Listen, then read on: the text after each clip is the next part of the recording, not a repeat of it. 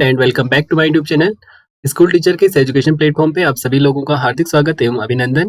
आज हम बात करने वाले हैं उत्तराखंड वन दरोगा की। और आज हमारा जो सब्जेक्ट रहने वाला है वो है आपका फिजिक्स। और यहाँ पे हम आज प्रैक्टिस सेट को देखने वाले हैं।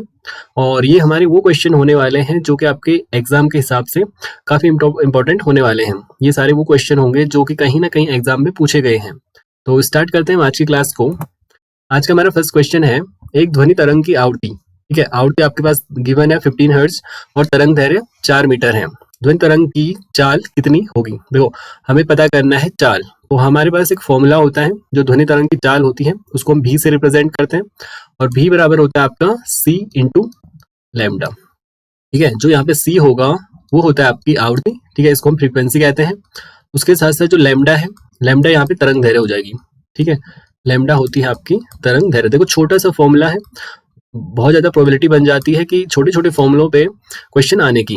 ठीक है, और भी यहाँ पे हो जाएगी आपकी तरंग की चाल, ठीक है, स्पीड। तो यदि हम बात करें भी की, ठीक है, तरंग की चाल की यदि हम बात करें तो हमारे पास गिवन है आवृत्ति। तो आवृत्ति की वैल्यू यहाँ पे हम पुट करेंगे तो ये हो जाएगा आपका 50 इंटू लैम्डा है आपका 4। ठीक है, सिंपल मल्टीप्लाई करेंगे तो भी इक्वल हो जाएगा आपका 4 इंटू 5 20। एंड ये वाला जीरो लिखेंगे तो ये हो जाएगा आपका 200।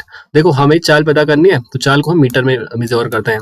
ठीक है, तो जो आपके पास एक ध्वनि तरंग की आवृत्ति दे रखी है 50 हर्ट्ज और जो इसकी वेवलेंथ है 4 मीटर, इसकी जो तरंग की चाल हो जाएगी वो जाएगी आपकी 200 मीटर। ओके, नेक्स्ट क्वेश्चन की बात करते हैं। नेक्स्ट है आपका, यदि एक वस्तु का संवेग 3 गुना कर दिया जाए, ठीक है, जो मोमेंटम है उसको 3 टाइम कर दिया जाए, तो गतिज ऊर्जा में कितना परिवर्तन होगा? देखो, सिंपली हमें पता है कि जो काइनेटिक एनर्जी होती है आपकी वो होती है आपकी 1/2 mv²। ओके, और इसी को हम लिखते हैं p²/2m। ओके, जो आपका काइनेटिक एनर्जी है उसको हम 1/2 mv² और इसको इसी को हम p²/2m भी लिखते हैं। देखो, हमारे पास क्वेश्चन कह रहा है कि जो मोमेंटम है, मोमेंटम जो है इसको यदि हम 3 टाइम कर दें, ओके, 3 टाइम कर दें, तो काइनेटिक एनर्जी में कितना चेंज आएगा? देखो, ये हमारे पास मोमेंटम है, इसको यदि मैं 3 टाइम करूं, it means I can write it also 3p का होल स्क्वायर हो जाएगा अपॉन हो जाएगा आपका 2m। ओके, तो 3p का स्क्वायर हो जाएगा 9p² अपॉन 2m। ठीक है, इट मीन्स जो हमारी इनिशियल काइनेटिक एनर्जी थी वो कितनी थी? वो थी हमारी p²/2m। ओके, और इसमें चेंज कितना आया? इस 9 को यदि हम बाहर ले लें तो 9 टाइम इसमें ज्यादा हो गई। इट मीन्स जो काइनेटिक एनर्जी में चेंज आया वो आपका 9 गुना ज्यादा आया। ओके, नेक्स्ट क्वेश्चन की बात करें, ये कहता है कि वायु में प्रकाश की चाल कितनी होती है? ठीक है, तो ये होती है आपकी 3 × 10⁸ मीटर पर सेकेंड। ओके, नेक्स्ट क्वेश्चन की बात करें, 2 किलोग्राम की वस्तु को 40 मीटर पर सेकेंड ऊंचाई से गिराया जाता है। इट मीन्स यहाँ पे यदि कोई ऑब्जेक्ट है, ठीक है, और इसका जो वेट है वो है आपका 2 kg। ठीक है, और इसको कहता है कि 40 मीटर पर सेकेंड ऊंचाई से गिराया, 40 मीटर होगा, ठीक है, मीटर पर सेकेंड नहीं होगा, 40 मीटर ऊंचाई से गिराया जाता है। इट मीन्स ये जो हाइट है यहाँ से इसको गिराया जा रहा है 40 मीटर से, कितना कार्य करके उसे उसी ऊंचाई पर फेंका जा सकता है? देखो, सपोज कि यहाँ से कोई किसी ऑब्जेक्ट को छोड़ा जाता है जिसका वेट 2 kg है और हाइट है इसकी 40 मीटर। यदि इसको यहाँ से नीचे गिराया जाता है और हमें पता करना है कि कितना कार्य करके उसे उसी ऊंचाई तक फेंका जा सकता है, तो उसी ऊंचाई पर फेंकने के लिए जो किया गया कार्य होगा वो इसकी स्थितिज ऊर्जा के बराबर होगा। ठीक है, इट मीन्स जो डब्ल्यू की वैल्यू होगी उसकी स्थितिज ऊर्जा mgh के बराबर हो जाएगी। ठीक है, तो हमारे पास m, g और h की वैल्यू है। h हो जाएगा आपकी हाइट, ओके, और जो m होगा इसका मास हो जाएगा जो कि 2 kg है। ठीक है, हाइट इसकी 40 मीटर है और g यहाँ पे ग्रेविटी की वैल्यू हो जाएगी 9.8 या इसको हम 10 भी मान सकते हैं। m की वैल्यू यहाँ पे पुट करें तो ये हो जाएगा आपका 2 इंटू जी है आपका 10 एंड h हो जाएगा आपका 40। सिंपल इसको मल्टीप्लाई करेंगे तो हमारे पास इसके ऊपर फेंकने में जो ऑब्जेक्ट है किया गया कार्य यहाँ पे आ जाएगा।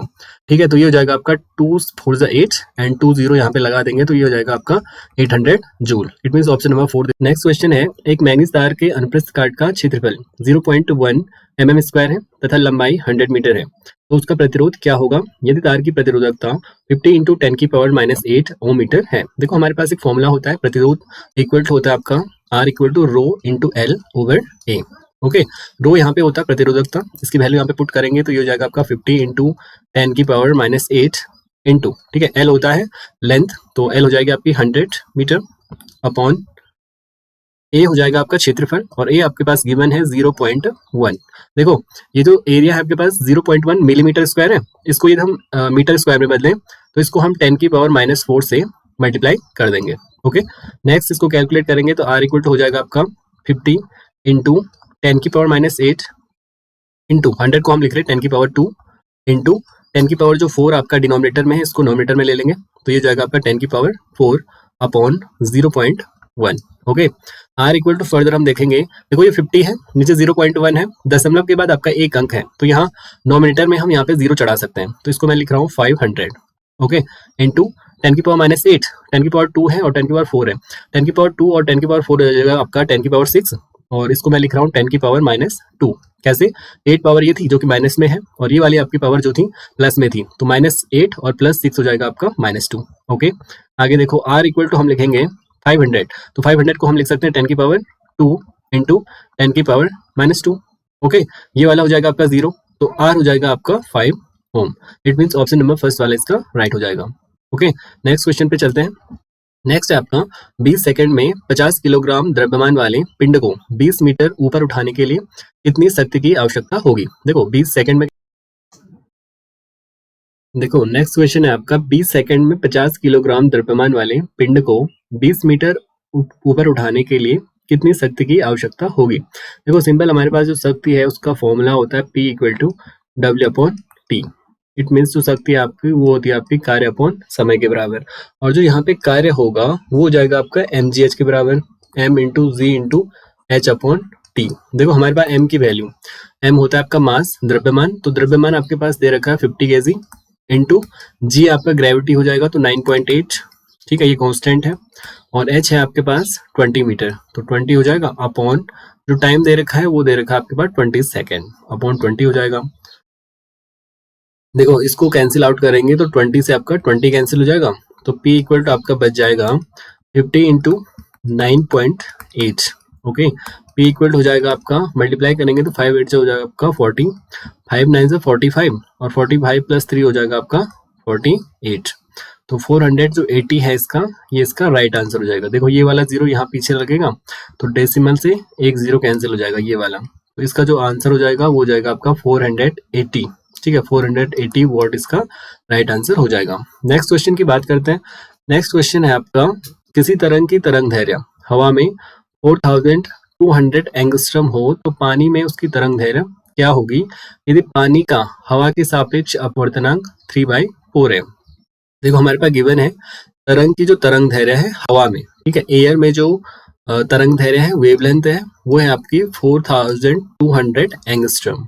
ओके, ये कहता है कि पानी का हवा के सापेक्ष, इट मीन्स जो वाटर है उसका एयर के रिलेटिव में जो आपका रिफ्रैक्टिव इंडेक्स है ना, अपवर्तनांक है वो है आपका 3/4।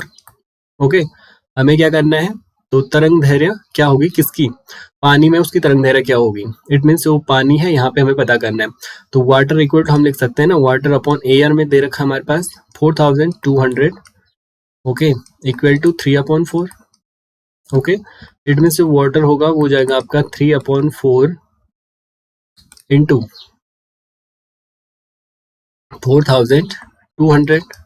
ओके, अब इसको कैंसिल आउट करेंगे तो 4 1 4 हो जाएगा 0, 4 5 20 एंड ये 0 हो जाएगा। इट मीन्स 4 1 4 वन टाइम, 2 में यदि भाग देंगे तो भाग नहीं जाएगा है ना, 0 को इंक्लूड करेंगे तो 4 5 20 एंड ये 0 हो जाएगा। इट मीन्स जो वाटर है इसका जो रिफ्रैक्टिव इंडेक्स आएगा वो जाएगा आपका 3 इंटू 1050। ओके, ये हो जाएगा आपका 3 0 के 0, 3 5 15, 3 0 का 1 हो जाएगा एंड 3 1 3। ये इतना आपका एंगस्ट्रम वाटर का यहाँ पे रिफ्रैक्टिव इंडेक्स हो जाएगा। ओके, नेक्स्ट क्वेश्चन की बात करते हैं। नेक्स्ट क्वेश्चन का आया था आपका, किसी संधारित्र में आवेश 2 कूलम है, ठीक है, जो Q की वैल्यू हमारे पास दे रखी है वो हो जाएगा आपकी 2 कूलम, तथा विभव जो पोटेंशियल भी है तो ये दे रखा आपके पास 200 वोल्ट हो तो संधारित्र की ऊर्जा, तो जो संधारित्र की ऊर्जा होती है वो होता है आपका E equal to 1/2 Q into V। Okay, देखो जो E है आपका 1/2 इंटू Q कितना है तो Q है आपका 2 कॉलम इंटू जो वोल्टेज दे रखा है वो दे रखा है आपका 200, पोटेंशियल दे रखा है, 2 से 2 कैंसिल करेंगे तो जो एनर्जी आएगी आपकी ये आ जाएगी आपकी 200 जूल। तो ऑप्शन नंबर फर्स्ट वाला इसका राइट आंसर हो जाएगा। तो फ्रेंड्स, ये थे हमारे आज के क्वेश्चन। आई होप आपको वीडियो अच्छा लगा होगा। देखो, ये सारे वो क्वेश्चन हैं जो कि वन लाइनर हैं, it mean single formula based question है।